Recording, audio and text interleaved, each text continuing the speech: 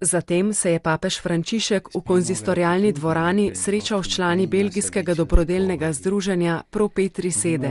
V svojem nagovoru se jim je najprej zahvalil za njihovo prizadevanje v služenju revnim ter spomnil na naraščajoče število oseb, ki so odrinjene na obrobje in živijo v veliki negotovosti.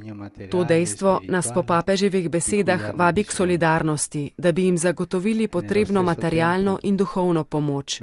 Pomembno je, da se zavedamo, da s tem, ko se približamo in pomagamo revnim, tudi sami od njih veliko prejemamo.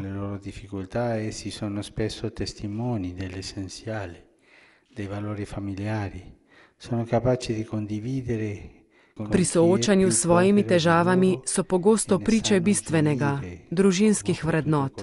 Zmorejo deliti stvari s tistimi, ki so revnejši od njih. Znajo se veseliti, kot sem lahko tudi sam ugotovil med svojim nedavnim apostolskim obiskom v Aziji. Ravnodušnost in egoizem sta vedno na preži. Pozornost do revnih nas obogati s tem, da nas vabi na pot ponižnosti in resnice. Sveti Pavel je Korinčanom napisal: kaj pa imaš, česar nisi prejel?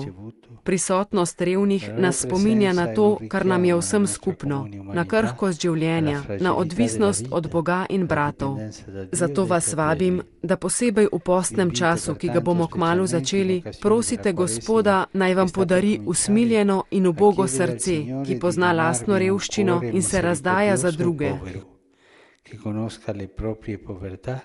E che si spenda per gli altri.